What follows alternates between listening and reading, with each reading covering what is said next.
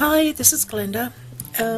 Our next paper mates were making tri-shutter cards, so I've been exploring them, and I won't do a full-on tutorial for tri-shutter cards because there are dozens of tutorials out there on how to do them. There's a few variations. The mainstream one uses, let me see, I'm getting confused already, a 5.5 by 6 piece of card, and you score it at 2, 4, 8, 10 and slit it at 1.5, and that's one idea for decorating where you do a scene on it. And I'm getting strobing on my camera again. So that's the 5.5, and this one is the 6 by 12, and it makes very little difference to the look of them, but you're not wasting that little bit of paper, and it still fits into a standard envelope.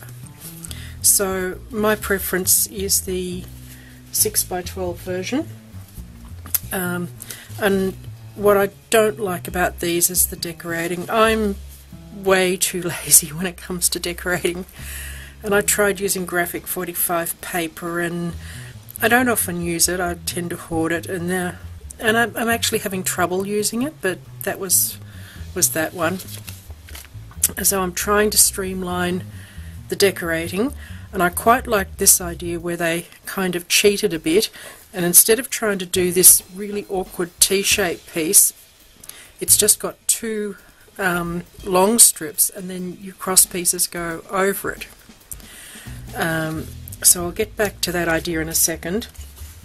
The other thing that I quite liked was to do a full front version, and it doesn't open as, it doesn't have as many pulley bits out, for want of a better description. But that's my two attempts at that, and I do quite like that. And that was the measurements for that one, and I will put that up on the screen at the end of the video if you want to try and note it down, but it's a case of you're only scoring one big piece at 4, and then that one's at 8, and then 6 and 10 you've got a little one, so most of it's the same. You're just basically leaving out that first one at the 2-inch mark, if that makes sense, but that was the diagram for that. So on the whole, making it simpler, what I've done is done a bit of a cheat sheet for mats. So I've done this sheet, and that's enough pieces to decorate one card, and there's 3 different patterns. There's this one, and there's this text one, and there's this leaf one. So the idea is that you print it out, and I would decorate these panels probably before I stuck them on, if you're going to do any stamping or anything like that, but it just gives you a head start on the whole decorating part. So I've then stuck on my die cuts and my little butterflies, and I've put my stamping in the middle, and it really does help to have that, because cutting out all those little bits, and I mean, if you're going to do them a lot, you'd certainly want to make a note of the sizes that you like your mats. But anyway, for anybody who would like it, that's streamlined mats, and the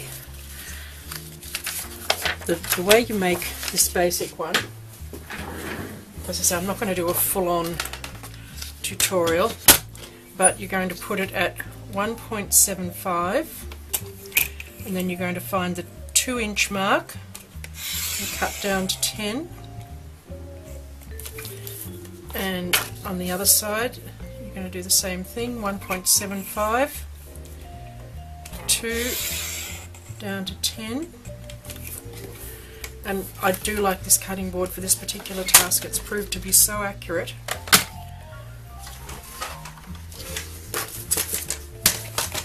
So then you're going to do a full score at 4 and at 8, and then at 2 you're only going to come down to where the slit is on both parts there, and the same at 10. Down to the slit, and then what I've been doing is simply where it's got the full fold across, just give it a score right across on both of those, and then you can come in and your first one is going to go like that, the next one's going to go like that, the next one like that, and the last one like that, and then you're just going to reverse that one. Hopefully that makes sense.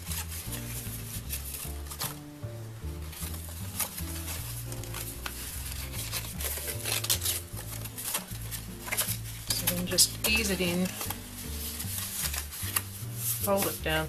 Now, one thing I caught myself doing when I was reinforcing these, I was pressing on here and I couldn't work out why I kept getting a dent in here, and it was because I was pressing so hard on here and I was putting a dent across my middle panel. So just be a bit careful if you're burnishing your marks in. But that's the fold, and that's all it is, and that will match up with the matte file. So then, of course, because I do everything scan and cut, I thought I'll make a scan and cut file. So this one's got a shaped center. So I've got that available for the scan and cut people. What it cuts out is this piece here, and then you're going to stick this piece on in the middle, and there's a couple of little, there's one of these the same size, which you probably won't need, and there's a little matte size one in case you want to do it that way. But yeah, all I've done, you stick down your piece on the top, and then your folding is going to be the same. You've got your folds along. I'll stick this down. I would probably use a wet glue normally, because you want that little bit of wiggle room, and you really want to make sure that where these are sticking together, that they really are stuck, because that's where your fold's going to be. So you stick on your pieces like that, and I'm sorry it's not a different colour, but at this point I've pretty much had enough trifold cards for now. I lost my good bone folder, there it is. So what you're going to do is score right down on that first one and on this one, and then for this piece you're only going to score again the top parts like that. I'm just lining it up on, because I've marked every inch right down so I can follow it a bit better on my board. So then it's the same thing, fold it backwards and forwards,